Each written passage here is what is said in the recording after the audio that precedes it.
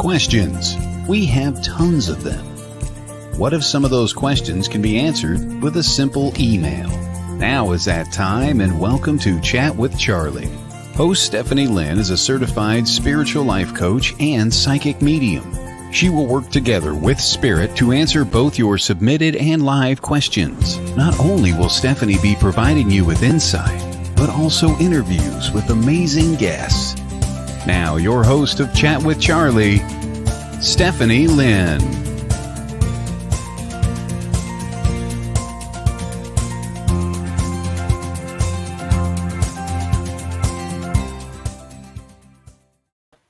Hello, everyone, and welcome to Chat with Charlie. As you can tell, Stephanie Lynn isn't here with us today. I'm guest hosting. My name is Danny from Soul and Synergy in Eau Claire, Wisconsin, and we are here today with a very special mystery guest.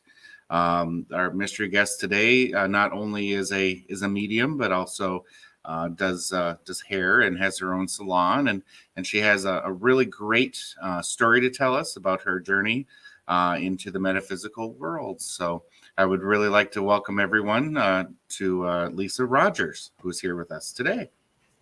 Hi, Lisa. Good Welcome morning. to the show. I'm excited to be here. Thank you for asking me. Great. And Lisa is currently in Arizona, which is a far cry from the fall cold weather where I'm at, down there visiting and celebrating her birthday. So Lisa, thank you again for being with me. I just want to start us off with a question here. Tell us about your journey. You've of course we're really good friends, and I kind of know the background story, which makes it really great for this show. So tell us about your journey from being working with hair to working with spirit. Well, my journey started very young, but I didn't do it professionally until probably, I would say, about 8 years ago. It started with, I had a beautiful young lady that I did her hair and her family's hair, and she had passed away suddenly.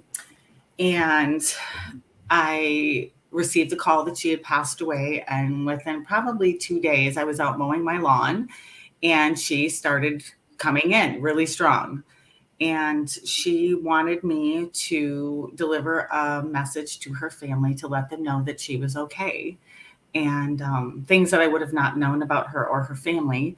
So I went in the house and wrote 2 pages of messages from her to her family, and somehow got enough courage to call the mom and say, would it be okay if I come out to your house in about a week and just sit with you and your family and, have a chat? And of course I was afraid because, being in a small community, sometimes it's not, you get a little nervous about letting people know that you can actually talk to spirit, but it was extremely well received and very heartfelt, and gave them some much needed answers, and just was very healing to them. So I kind of owe it to her for kind of pushing me out of the spiritual closet.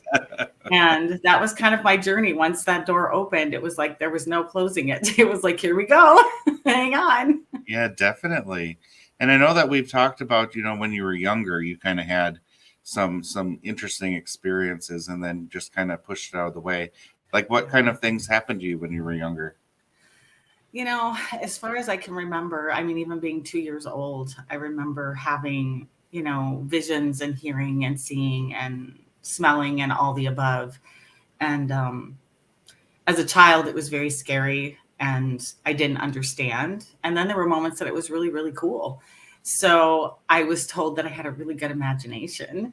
Yeah. And then, of course, I started school, and that was very difficult for me because once you go from this small little family environment to this really big environment, because I was born in Chicago and half raised there, you don't just get the teacher standing up at the classroom, you get all the people that are with her.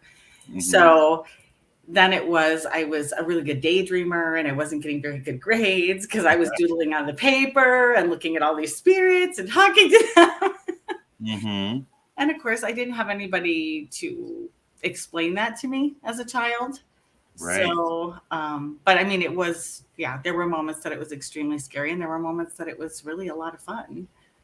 Okay. So, Well, what's your kind of most memorable interaction with someone from spirit? I mean, something that really sticks out for you. you know, I have so many. It is just unbelievable. I would have to say, as of late, the most memorable, because it's very dear to my heart, was both of my sisters have passed, and my younger sister passed 21 years ago, and I didn't get to say goodbye to her. And one thing that I've learned with grief is when you close your heart down, you close the door to spirit as well. Mm-hmm. So with my older sister, who actually is 14 months older than me, so she's not really that much older, she always promised me that if anything happened to her, she would come to me as fast as she could. And of course, we just never talked about it again because we just figured that's not going to happen, right? Well, it happened. So the night that she passed, I was not there. And by the time I got to Minnesota, to where her daughter lives, that evening, um, I went to bed, said my prayers, and lo and behold, here she comes. And she let me trans channel her last moments here on the earthly plane and let me watch her enter the pearly gates, and told me that she loved me. And I am so completely, utterly, I can't even describe it. It was the best gift I've ever gotten. Mm-hmm. So it was really cool and beautiful. And, for people that don't believe or shut down after someone passes, I know that we have to walk through it because but they truly are in such a beautiful place. We should never, ever mourn them. We're mourning for ourselves. Right. Definitely. And that mourning is really hard for us because you don't physically see them anymore, but Exactly. you know that Yeah, they're they're there. like right in another room. They're right here. Right. They're just in a different kind of dimensional world where we can't necessarily touch them or anything, but Exactly. we know that they're there. Yeah. But you have some interesting, or you've had some interesting experiences with different types of spirit and different types of beings. I know that we've talked before about, galactic kind of stuff and working like that. Kind of tell us how you got into that realm. Well, before I really completely opened up to this, I mean, you always have your main guides from early on. And because I came from a very Christian background, I think it kind of put me in a little bit of a box as far as spiritual goes. Of course, Jesus, the ascended masters, archangels have been my guides for as long as I can remember.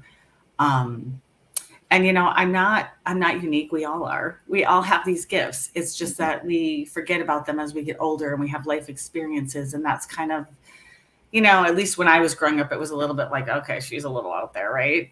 But as I opened up to doing this professionally and kind of took the roof off and realized that everything is love and we're all connected, we're not the only people here. Mm-hmm. And it's kind of interesting how, I've gone through a lot of different classes just to kind of wake things up inside me.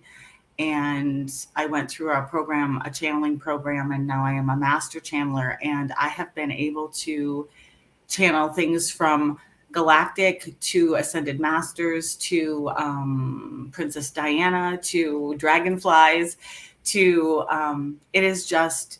And, those extraterrestrials out there, they really just want to help us. And their technology is way better than ours. So it's pretty fun when I'm in my healing room and all of a sudden, what I like to call the body scan, at least everyone has their own name for it that does this. There's times that they come through because I always ask for whatever's for the highest good for that individual. And depending on if they're ready, sometimes, which it's happened probably maybe 10 times now in the last couple of years, where they take their ethereal body right out of their physical body and it's levitating right above. It's kind of like an aura, and you can see this ethereal body sitting on top of the physical body. And they just go in and they do this beautiful body scan with colors. They use a lot of colors and a lot of frequency. Okay. Well, that's really quite interesting. Now, what kind of work can you do for like the galactic people? I mean, going to different worlds and helping them, what's an example? Yes, I have connected with other healers, and we have gone to their planets, and we have helped with their soil, their atmosphere. And, I also do QHHT, past life regression. So in doing that, I have gotten even more knowledge from other people, which validates a lot of what I get on my own. Because, let's face it, sometimes you think, okay, am I losing it? It's like, really? And then when you have someone else under hypnosis and they're talking about the blue planet, or they're talking about, manipulating, I don't like that word, maneuvering. They don't like that word, manipulating. It's too, yeah. So maneuvering energy and creating new things, I get to play in that playground, and then other people validate it. And it's just, like I said, it's mind blowing. I mean, if you would have told me 10 years ago, I would have been talking about this stuff, I would have laughed. I would have been like, you're funny. Yeah. But here I am. Well, when you learn about those things about maneuvering energy, what kind of stuff can we do in the 3D world with that? I mean, how can we use that knowledge to do stuff live? You can do a lot. It's, I think people talked about The Secret for a long time, and, oh, well, it doesn't work, blah, blah, blah. It does work. It's just, how do I describe this? You have to feel it, know it, breathe it, and live it, which is why affirmations are good, why sometimes we're visual, we need the vision boards. You can't just say it 3 times and voila, here it is, right? You have to put the work in. So I think, and we can heal ourselves. I am a perfect example. You can heal yourselves. But the world that we live in, there's so much fear-based and there's so much heaviness that I feel like part of our job as healers and metaphysical people is to help people wake up, and we're all walking each other home. So, really know that. And if you've ever watched my videos on Facebook or whatever, every once in a while I do this weird thing where I go to the park and I do these things like acting like a child. That feeling that you have as a child, your imagination is set free. You're not a prisoner. And that's the trick. Mm-hmm. And when you're working with all these different beings and such, they talk about protecting ourselves and shielding ourselves and all of that. But, if they're here to help us, why shield ourselves? What's the purpose of the shield? I agree. I mean, I know that I'm speaking from my own perspective, because everybody has their own perspective. Just like humans can be not so nice, there is a lower vibration or frequency of species or extraterrestrials out there, but I have not run into any that have caused any harm whatsoever. I know that people talk about the reptilians or draconians a lot. You hear that a lot on YouTube. I really don't watch any of that because I've had my own interactions with them. And every time they're just here to observe. They're literally just standing there watching me. And I'm like, okay, but if you overstep your bounds, Archangel Michael's standing here and will just push you right out. And they've never caused any harm for me or my clients or anyone around me. Okay, well, what do you think people experience when they talk about negative entities or stuff that is really kind of bothering them? Where do you think those come from then? Well, I recently took, which of course the name always scares people, so I don't like to say it, but I will, a Demonology 101 class with the spiritual warfare class through a man that does paranormal investigations. And the reason that I took that class was because I felt there are so many people that have been dabbling in black magic, and there's such a fear base there, especially with the younger generation, that I really wanted to get a better grasp on the terminology and what was out there, meaning hoodoo, voodoo, witchcraft, black magic, green magic, white magic. I mean, there's so many different kinds. It's just more than I can even comprehend. But that being said, of course, if there's light, there's dark, right? I mean, it's just a given.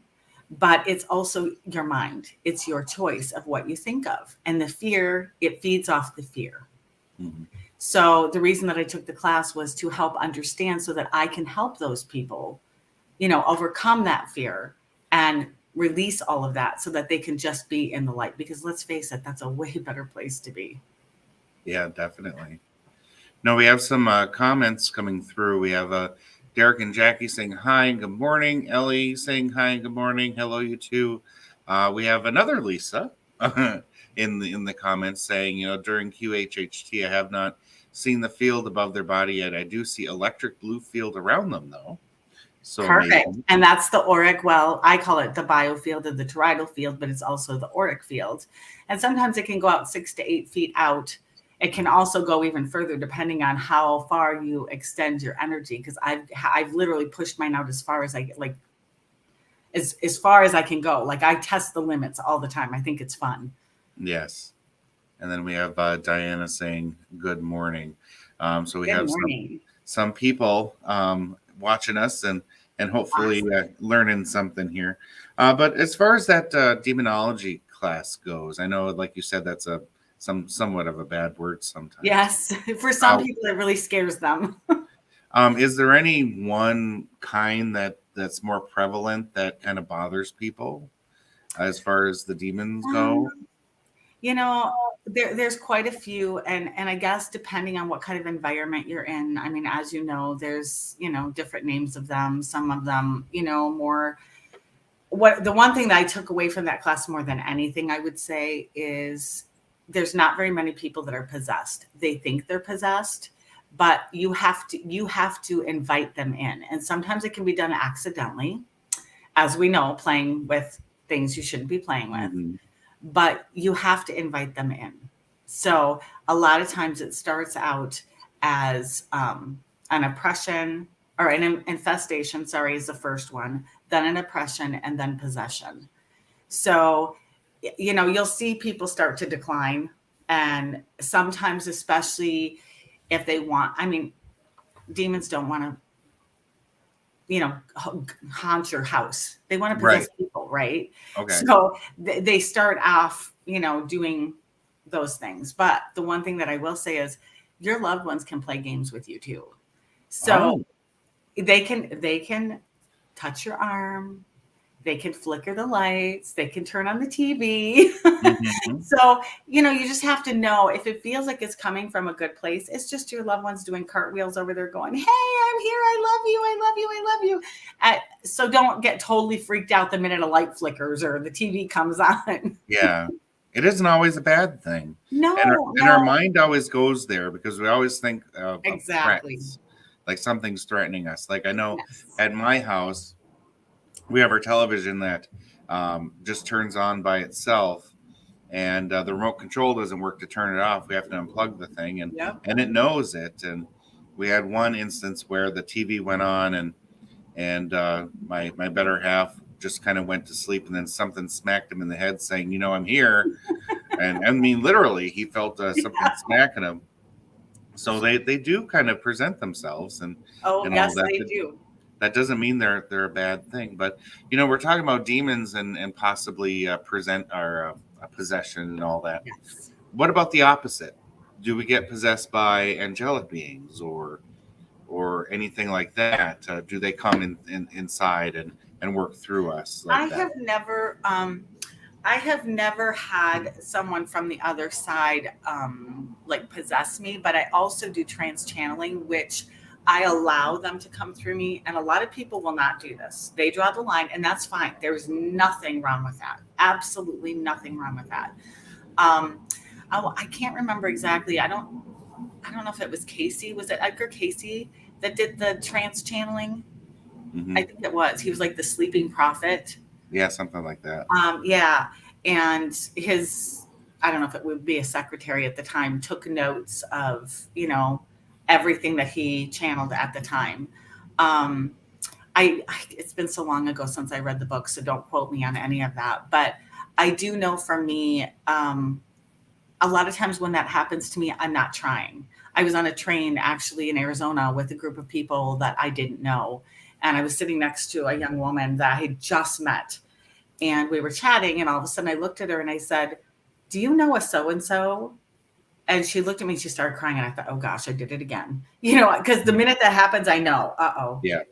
And, and I said, well, is it okay if I, come to you and say these things? And she said, sure. So what I'm saying to you is I actually trans channeled. All of a sudden he was within me. And I was walking through the last moments of his passing, and there was questions around. So I think that's still under investigation. So I won't say anymore, but it really, it's not something that you do lightly because it's it takes kind of a toll on you. You know what I mean? It's, I don't know how to describe it, but yet it's a good feeling to know that you can do that. And I think because I have such strong boundaries or faith that it doesn't affect me that way. Does that make sense? It's like, I just don't, when we're done, we're done. Now, was it always that way? No. I had to learn like everybody else. I had to walk through it. And I had one experience early on in my professional, I do the healing out of my house. And she came, I have my salon on one room, and then I have my healing in another room. And this woman I had just met, she lived where there was a battle. I can't remember which battle it was. It's Viola, Wisconsin, I believe. I think me and Danny we talked about this. And she came to me for a healing, and I started doing the healing, and all of a sudden I was there. I was with her. I was going through it, and she started crying, and I started shaking, and I thought, okay, I don't know if I'm ready for this, but I could hear my guides, you're protected, keep going, keep going. I'm like, okay. So I just breathed through it, and I told her it was okay. And I just explained to her, I said, you can't go back to that land. And she said, well, I don't want to, because the land's actually swallowing all of the tractors and the old farm equipment and the buildings. And I said, well, there's somewhat of a portal there. And I said, she said, well, it's my grandparents' farmstead. And it's where the battle of the battle axe, I think it was, where the rivers ran red. Okay. I kind of investigated it a little bit after she left. But once she left, I saged my house. I did all that I thought I was supposed to do, prayed, whatever, went to bed that night and was woken up at like 2:30 in the morning by a man's voice. And I sat straight up in bed, and I literally threw up and projected all over my bed. Oh. And I was like, oh my gosh, what do I do? I instantly jumped out of bed and started saging the house, opening all the windows, going, but I saged. Well, he wasn't leaving. I mean, he said, you didn't get rid of me with that smoke. I mean, that was his, so that's when I knew, okay, I need better boundaries and I need better protection, because I am doing this out of my home. Right. Right. So it took me probably 2 days, but he did go away, and not all spirits want to be crossed over. And he was one of those. He was Native American descent, and he wanted to stay on the land, and he was very angry, with what had happened. And I told him, I'm sorry for you and your people. If I can be of service at all to help you, or go to someone that can help you, let me know. And he stood right there. I'm not leaving. I said, okay. So, and she moved. So I never heard anything again, except for that she was doing great. That was the last time I had talked to her. But that was a really scary one for me. So. Yeah. Well, I know that we've talked about helping people cross over and all of that. Now I've kind of tried it myself, but it never really worked well. But what's your process when you know that it's time to help someone cross over? I know you've crossed over hordes of people all at once. Yes. But what's kind of your process to open that up to help them move on? It's actually very simple. What I do is I light candles. I always have a white candle going, just because that's just something that I do. And another little thing that I do when I do healing is I always try to make sure that there's fresh flowers in the room. Usually roses, because roses to me indicate love and the heart chakra. So I pull in every element I can. I believe that the plant kingdom is just as important as everything else in the world, because of course it emits just such beautiful things for all of us, right? So I try to make sure that aesthetically I have the things that I need, just because that's the kind of person I am. And then I just sit and meditate. And then I put out there, I pretend I'm like a lighthouse in the middle of this ocean, right? And the light's going around, and I ask God and the angels, if there's anyone out there that needs help, needs assistance to help find their loved ones because they're lost, please bring them my way. So sometimes I get a name. Sometimes I've had little boys, I've had little girls, I've had animals, I've had, and for those, I guess what I've learned from my own experience, because some people don't have roots in any kind of a faith system, or they don't believe, they just believe when we die, right? Sometimes those are the people that become ghost ghosts or Okay. earthbound spirits for a while, because it's like they're just not sure, or if it's a traumatic passing and they don't want to leave. They don't want to leave their loved ones.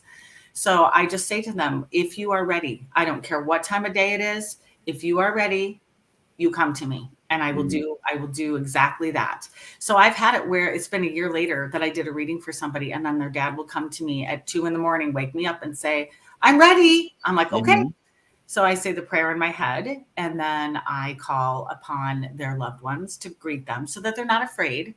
And the angels, and I ask for the heavens to open up the door. It's kind of like a little white portal, and then I see their soul ascend up, and they always turn back and say thank you. And that is probably the greatest gift ever. Well, that's wonderful. Yeah, it's just one of those things maybe I'm not quite ready for yet, but I've tried. But yeah, that's pretty cool. Well, keep trying, because each soul that goes up to where it belongs raises a frequency for all of us here on Earth. Well, we're going to take a little break, and then Lisa will be coming back with us to have some more interesting discussions. So thanks for joining us, folks. We'll be right back. Thank you.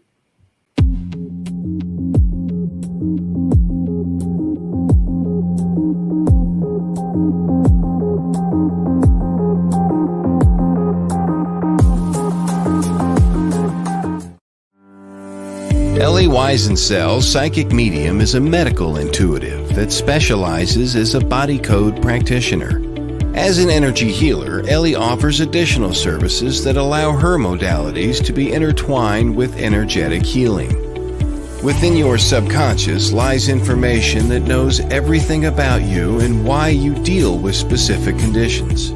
The subconscious can be considered the blueprint to your entire body. With Ellie working physically with your subconscious mind, we detect what negative emotions are trapped and where they are stored within the body that is causing you your emotional and physical pain. This work is designed to remove imbalances and correct them energetically, getting to the root cause of why you have your condition, to help balance your body so it may heal itself. Your body is infinitely wise and wants to be in balance.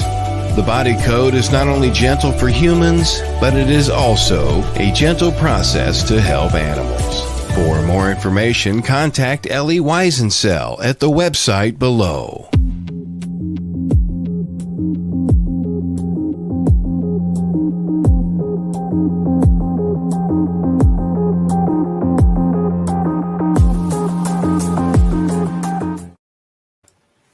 Hello, everyone, again, and welcome back. I'm here with our wonderful lady here, Lisa, who's been sharing her journey with us and on her way to the metaphysical.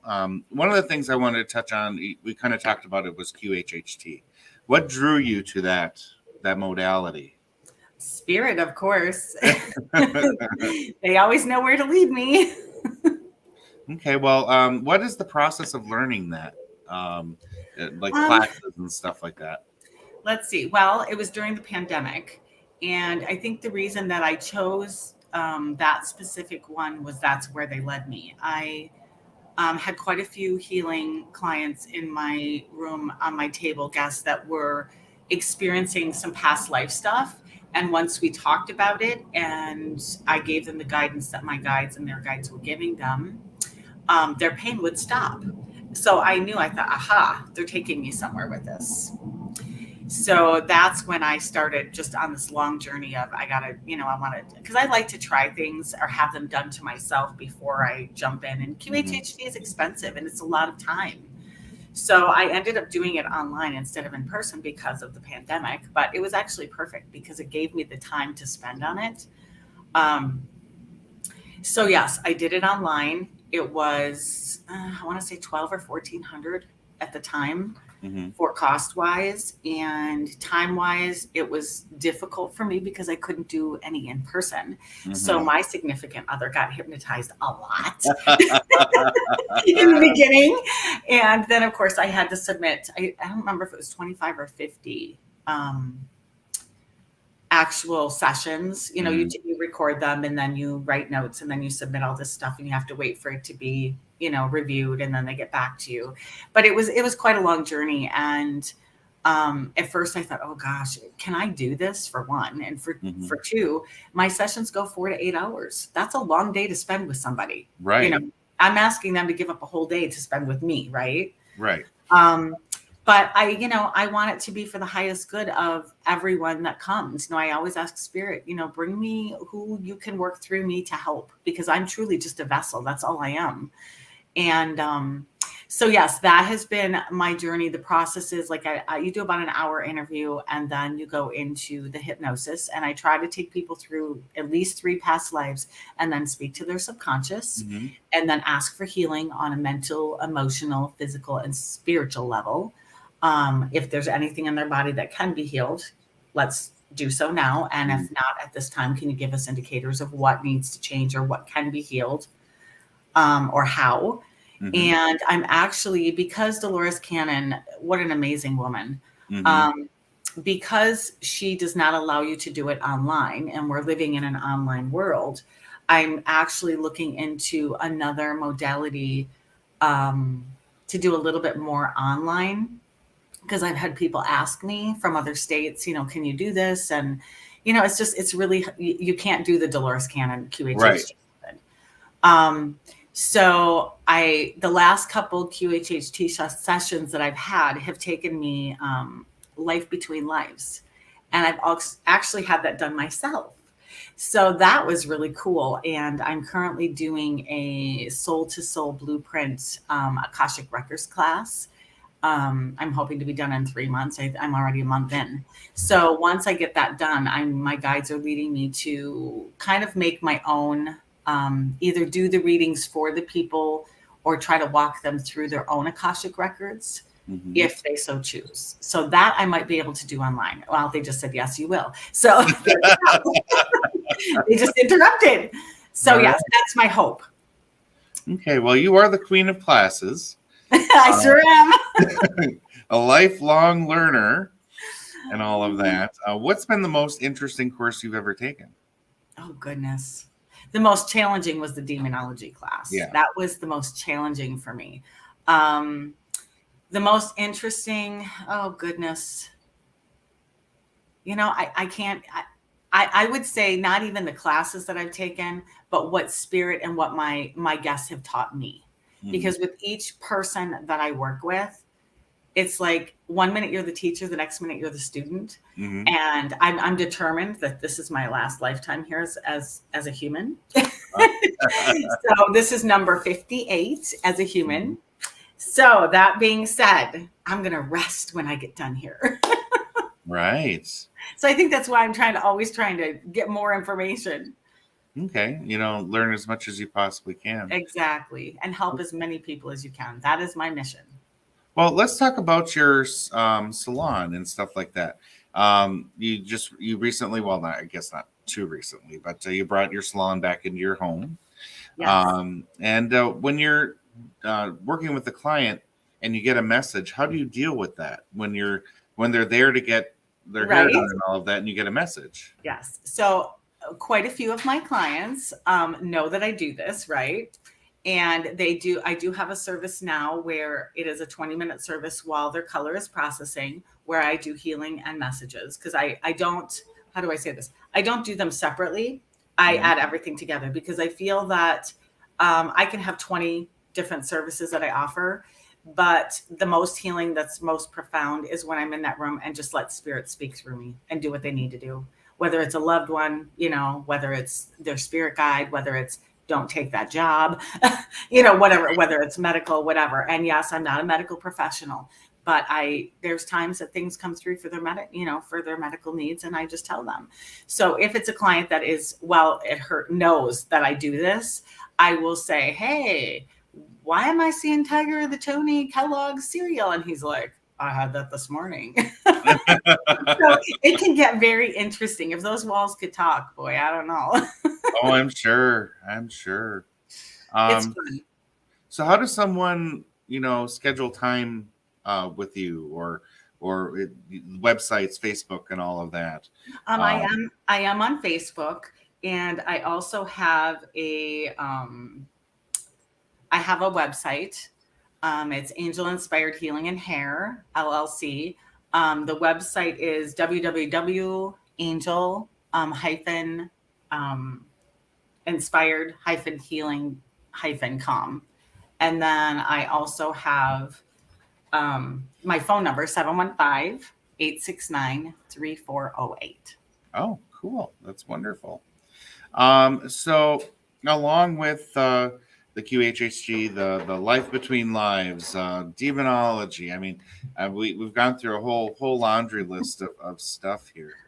After kind of learning all of those things, what's kind of the conclusion you kind of draw? I mean, spirituality is spirituality, Yes. but and it's all kind of encompassing. What's kind of the big aha moment that you've had from everything that you've learned? It's just like, oh my God, I have never thought of that before. Have you ever had that aha moment of what everything means? The meaning of life, kind of a thing. Oh yes, most definitely.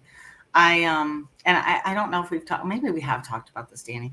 I've had 3 near-death experiences, so I've gone to the other side and remembered and came back.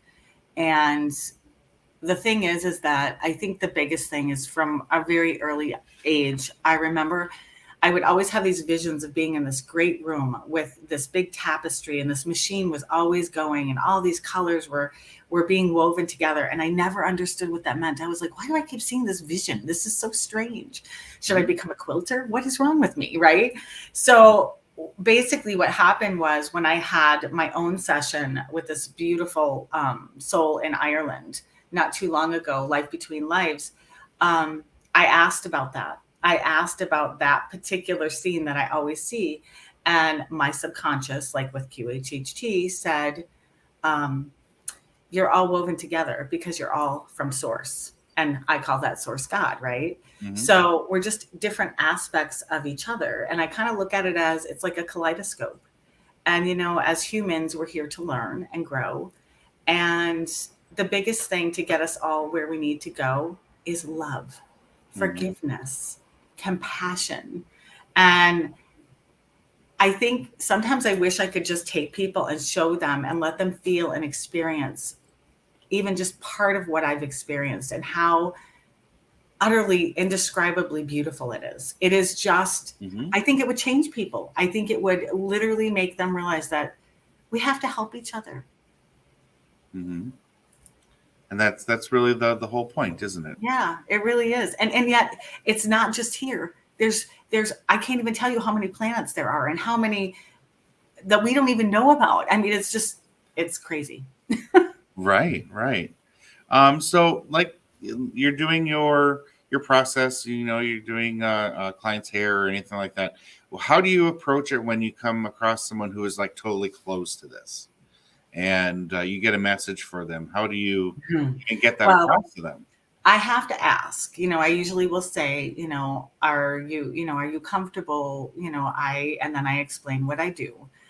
Because as you know, spirit doesn't stop. If they want to get a message through, they will continue to knock you over the head until you answer, until you give the message. Once you give the message, then it's, but I mean, I've had it happen like probably 2 or 3 times out in public, like one time in an airport, one time in a restaurant, for the person that was serving me. And I just wasn't comfortable giving the message because the spirit that came through was very bold and very bossy. And I'm like, no. This is not going to heal this person. It's going to make this person upset, and they have to work here the rest of the day. Right. Right. So I've said no to spirit. But when it's something very heartfelt and something that I know that they really, really, that I just feel that it needs to be said. I've had people get mad and say, well, I don't want to hear from them. But then they leave, and like 2 or 3 weeks later, sometimes a month later, they'll say, thank you for saying that. So sometimes I have to put my own feelings aside and just do what they tell me to do. Right. It's kind of like having the parent, and here I'm the child, and I got to just listen. And even though I don't want to. Right. Totally. And I was going to ask you about that. When a message comes through that you're just like, no, it's not time for that person. Do you ever get information about people and then they tell you, don't tell them this yet? Kind of a thing? It's just that it. I don't think they've ever said, don't tell them. I get uncomfortable because, of course, I'm human and I don't like to give bad news or uncomfortable news. So I'll ask them, if this is really meant to be said, can you please put it out of my mouth so that it's well received in the best possible way? And then I say, can you just bring it to me 3 times? That's my go-to, 3 times. If you give it to me 3 times, I'll go ahead and say it. If it's, and if it's something I'm not supposed to say, oh, they're smart. They're clever. They tongue tie me. I'll start to, I can't say it. I can't say it. And I'm like, gosh darn it, you're embarrassing me. But that's what they do. They're like, you're not going to say it. There's just some interesting energies out there. That's definitely for sure. Very much so. So for the last 15, 20 minutes, I thought we could possibly do some angel card readings, or I believe you use Oracle, right? I do. And I only brought one deck with me because I didn't know we were doing this. And I have a new one, and it's actually called the Shaman's Dream. And it's a really pretty deck, but it's fairly new to me. So yeah, I don't do these big spreads like you do, but I do play with the divination tools when I'm doing readings or QHHT, because what I have found is that spirits, they tell me that people need visuals. So what I'll do is I'll start shuffling cards, and I like the hoppers. And then I'll put them aside, and I wait for them to come out of the room after we've done the healing. And then I lay them out and say, well, look what spirit had, to follow this session up. And then we both go, wow, that's cool. Awesome. So, well, I know what Stephanie Lynn does is she asks the crowd that is in the comment section if they want to know anything. So if anybody wants to ask a question, and we can have Lisa pull a card for you, we can definitely do that. So, but while we're waiting for some questions to come through, can you pull a card for kind of like a theme of the week, kind of the thing to kind of watch out for while we're waiting for some people to come through? So usually what I do is I ask for the highest good. As a collective, I'm going to ask for the week. So, and of course, I always clear the deck before I start too. I don't know how you do it, Danny, but I always knock 3 times, and I just shuffle, and then I hold it to my heart. Okay, that's kind of my little ritual of how I.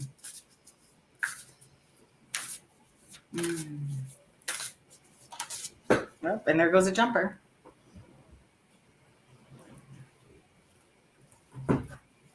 Okay, so I ended up getting 2 cards, believe it or not.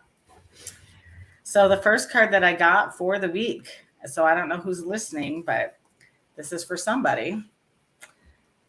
Diving deep. Oh, very nice. Okay. Yep. Yeah, so diving into a task and new discoveries is basically what that card means. It's easy to play on your safe zone. But what they want to do, what they're saying is go ahead, dive deep and take the risk and jump. Okay. Because that's how we learn, right? Right, exactly. So yes, look beyond the surface, go down deep, get the answers you need, and come back up. You might be surprised. Yeah. And then the next one is Fortune's Wheel, luck and right timing. Okay. So putting those together, I think, is pretty cool, because I'm not even going to look at the book, but putting those together is basically, sometimes taking those risks will lead to something even better. Yep. So standing still and marching in the same place won't get you where you need to go. No. So for those of you listening that are contemplating something, dive deep, and then the right timing will come. Perfect. And so will the luck. Okay. Well, we got some questions coming through. We have something from Jackie. She would just love to receive any message Spirit has. So if you just want to draw a card and see what kind of message you can get for her. So what is it that Jackie needs to know for her highest good at this time? Spirit, Ascended Masters, God, Goddesses, everyone knows it. I know. Whoop, there it goes. Ooh, this is a beautiful card. Group think. Groupthink. Mindful. Oh, I'm actually I'm looking at the card, and of course, I don't know if you can see it very good, but basically there's a clock in the background. It's right there. I don't think you can see it because of the glare, but it's you see the keyhole right here, and then walking the path. So right. I would say to Jackie that if you are not surrounded by people who are like-minded or help give you positive thinking and help you grow, get with those people, get in the right mindset, and you will soar. Whatever it is that you're looking for or trying to achieve, I think that you just need to have the right tribe around you, and you just need to bounce ideas off each other and walk each other down that path, because it looks pretty darn pretty and beautiful and amazing. Okay. Yeah, that group. Anything to add to that, Danny, since you're the master at these cards? Well, I would say, for group think is, always be your individual self, don't go along with the crowd. Don't Yes. have the same type of thought processes as the people around you, because you need to be unique in the way you approach things. And it's never good being a cookie cutter kind of cutout person. You gotta. No, but that does mean that she can be a leader, correct? Yes, exactly. So she can take that group and she can lead them along the way. Right. That's kind of where I would go with that too. Yeah. Very good. Perfect. And we have Lisa. She just wants a general message. Just pull a card for a general message for her. Okay.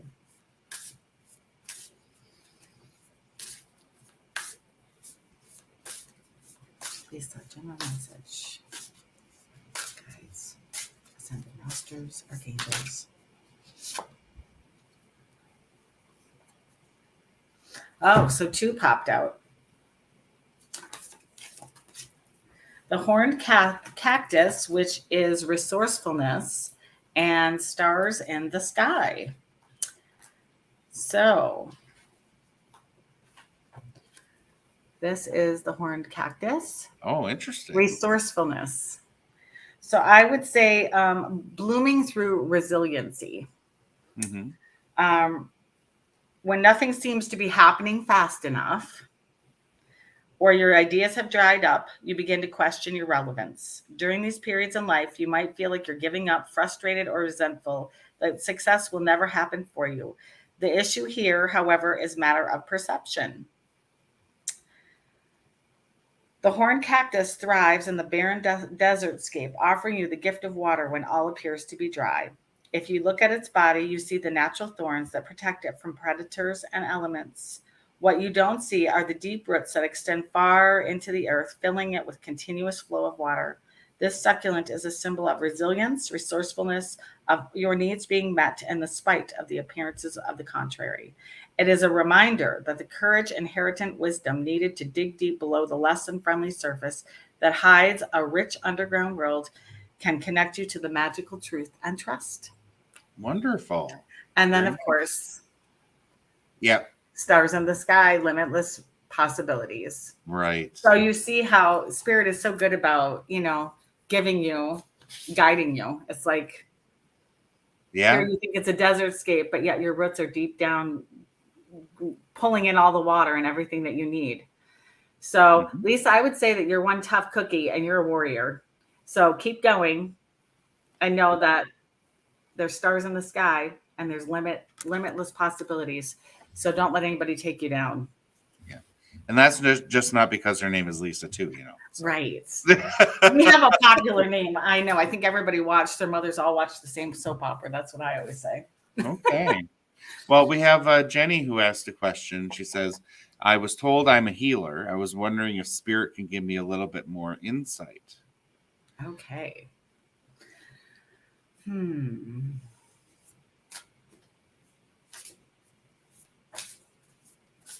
Well, as I'm closing my eyes, I see green around you. And green is the color of a healer. I'm shuffling the cards, so I will pull a card as well.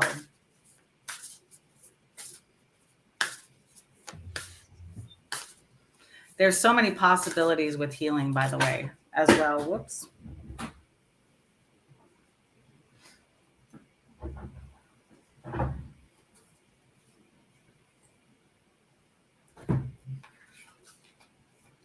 So the card that fell out was the Sky Dancers, Surrender. Yeah. So a lot of times I've been getting this message a lot for me because I get in my own way. And was it Jackie? Was that It was Jenny. Jenny? Sorry, Jenny. Jenny, what happens is sometimes I get too in my head and I overthink things. And the divine has a plan for you, and they always know. They know exactly what you need. And if you're thinking you need to go do some kind of healing class or modality, that's the wrong place to look. Down here.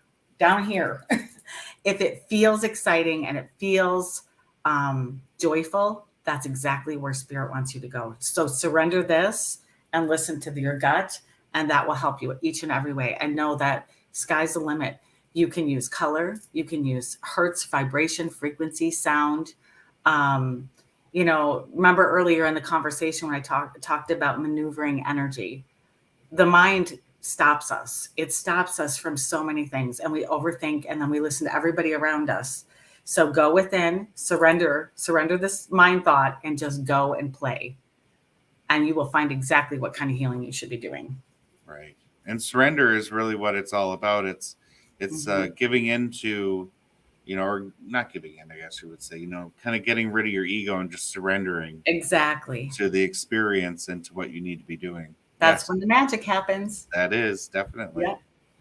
And then we have Sandra Tarter, who I believe I saw yesterday. She said, sure, I'd love to have a card pulled for my next steps on diving deep on my healing. Okay. Good morning, Sandy.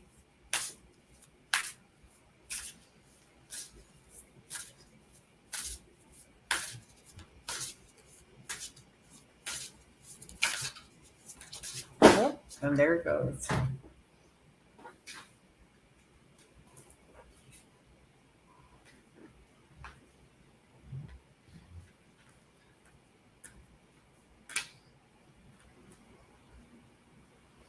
So I basically got quite a few. So I'll just go through these really quick. First one out was Stars in the Sky again, limited possibilities. Mm-hmm.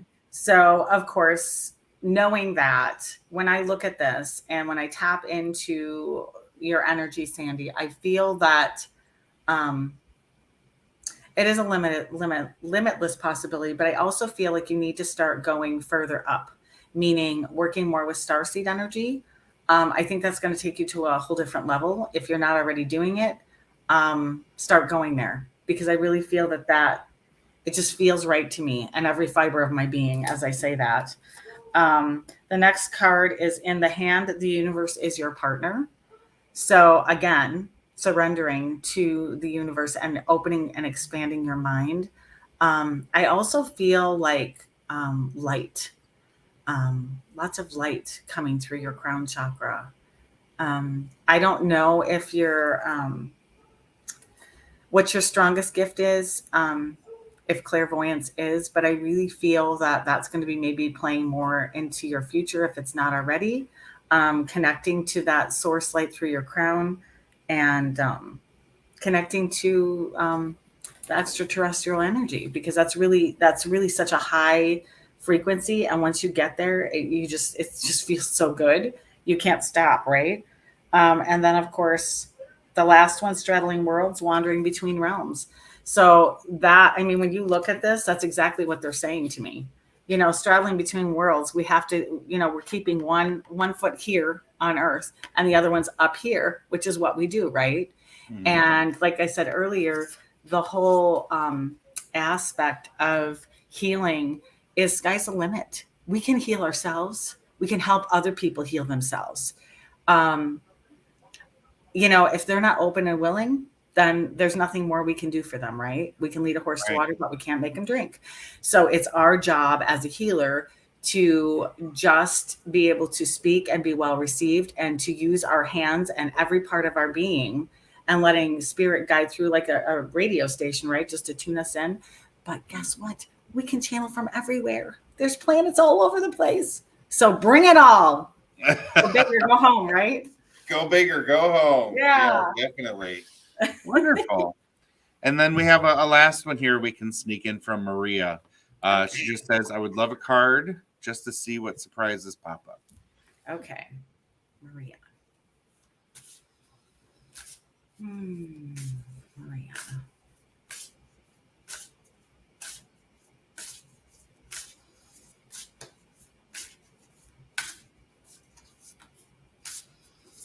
There we go. Whoops. There they go.